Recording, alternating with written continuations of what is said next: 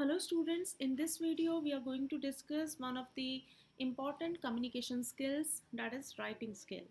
So हम जो messages होते हैं हमेशा बोल के ही नहीं पहुंचाते या हम सिर्फ सुनते ही नहीं हैं, कई बार हम लिखते भी हैं। लिख के भी हम अपने मैसेजेस को कन्वे करते हैं, तो वहाँ पे हमारी राइटिंग स्किल रोल प्ले करती है।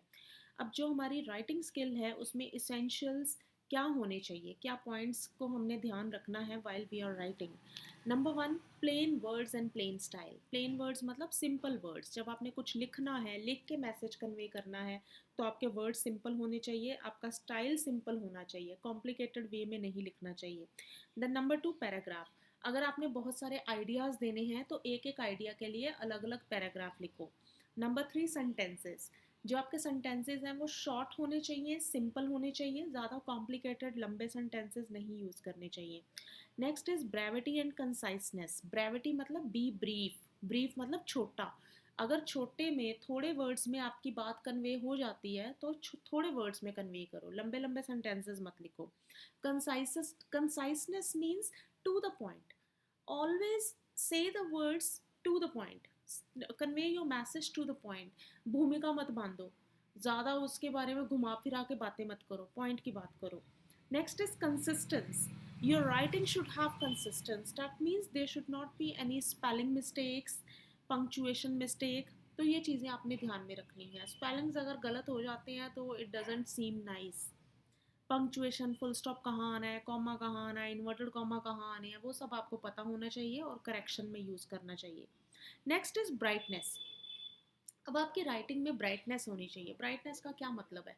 इफ़ यू आर एबल, अगर आपको समझ है तो आप अपनी राइटिंग में कुछ फिगरेटिव एक्सप्रेशन, वो क्या होते हैं, जैसे मेटाफर, सिमिली, पैराडॉक्स, इनको यूज़ करो। तो अगर आपको पोइट्री की अच्छे से समझ है तो आपको ये टर्म्स भी क्लियर होती हैं, फिर भी मैं थोड़ा सा आपको बता देती हूँ। मेटाफर जैसे हम कहते हैं ही इज़ अ टाइगर, यहाँ पे मेटाफर यूज़ हो रहा है, मतलब उसकी और टाइगर की स्ट्रेंथ को हम कंपेयर किया गया है। अगर हम कहते हैं जैसे विलियम वर्ड्सवर्थ ने कहा था, I was wandering alone like a cloud, तो वो अपने आप को पोइट क्लाउड के साथ कंपेयर कर रहा है लाइक को यूज़ करके, तो वो सिमिली आ जाती है। तो ऐसे अगर आप यूज़ कर सकते हो एक्सप्रेशंस, यू शुड यूज़, ऐसे आपकी राइटिंग का इंप्रेशन अच्छा पड़ता है। Number seven is avoid clichés, jargons. Cliché क्या होता है? जो ज़्यादा ही कुछ फ्रेजेस को यूज़ कर लिया जाता है, जैसे देखो slow and steady wins the race, तो नर्सरी से हम ये बात सुनते आ रहे हैं, तो ये क्लीशे हो चुकी है, मतलब घिसी पिटी हो गई है। ऐसी फ्रेजेस को मत यूज़ करो, जार्गन मत यूज़ करो। जार्गन जैसे टेक्निकल वर्ड जो आपकी फील्ड में ही यूज़ होते हैं, ऐसे वर्ड्स मत यूज़ करो। देन स्ट्रक्चर पे ध्यान दो, इंट्रोडक्शन दो, point one, point two, point three, conclusion. Next point is active voice. आपकी जो कहने का तरीका है वो एक्टिव वॉइस में होना चाहिए, मतलब सब्जेक्ट वर्ब फिर ऑब्जेक्ट आना चाहिए, ऑब्जेक्ट को पहले नहीं लेके आना। जैसे सेंटेंस है I am eating the food, तो ये बोलना I am eating the food, ऐसे नहीं बोलना the food is being eaten by me, तो कम्प्लेक्स करके बातों को नहीं कहना। Next is remember the reader. हमेशा आप जिसने आपके टेक्स्ट को पढ़ना है उसको अपने ध्यान में रखो कि मेरा रीडर कौन है, उसका लेवल क्या है, उसको कित लैंग्वेज की कितनी समझ है, तो ये सब बातें ध्यान में रख के लिखो, अपना लेवल वही रखो। The next is accuracy. जो भी आप लिख रहे हो you are responsible for that, तो आपके फैक्ट फिगर सब सही होने चाहिए। Next, coherence and correct usage of grammar. अपनी राइटिंग जो आपकी है वो कोहेरेंट होनी चाहिए। कोहेरेंट क्या होता है कि एक पैरा से दूसरा पैरा लिंक्ड होना चाहिए। ये नहीं कि एक पैरा लिखा बीच में लगे कि ये पता नहीं क्या बात होनी शुरू हो गई है, तो सब कुछ लिंक्ड होना चाहिए, कोहेरेंट होना चाहिए, ग्रामर का सही यूज़ होना चाहिए। Next is precision of writing and clarity of meaning. Precision वही, टू द पॉइंट बात कहनी है आपने और जो कहना है वो क्लियर होना चाहिए। Next is effectiveness of writing. अब हमारी राइटिंग अच्छी कैसे हो सकती है?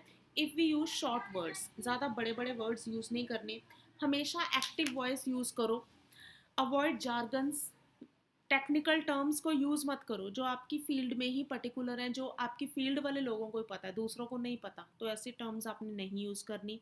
Determine the objective. आपकी राइटिंग का पर्पस क्या है, क्या कहना चाहते हो, वो आपको क्लियर होना चाहिए। ऑडियंस का आपने ध्यान रखना है कि मेरी ऑडियंस का लेवल क्या है, उस हिसाब से आपने लिखना है। क्लैरिटी होनी चाहिए आपकी राइटिंग में, ग्रामर सही होनी चाहिए, सीक्वेंस होनी चाहिए। सीक्वेंस मतलब एक लॉजिकल ऑर्डर होना चाहिए, पहले मैंने ये बात की, फिर पॉइंट टू आया, फिर पॉइंट थ्री आया, फोर आया, तो वो एक लॉजिकल ऑर्डर चलना चाहिए, इन्फॉर्मेटिव होनी चाहिए, जो आपने लिखा है उससे दूसरे को कोई इन्फॉर्मेशन मिलनी चाहिए।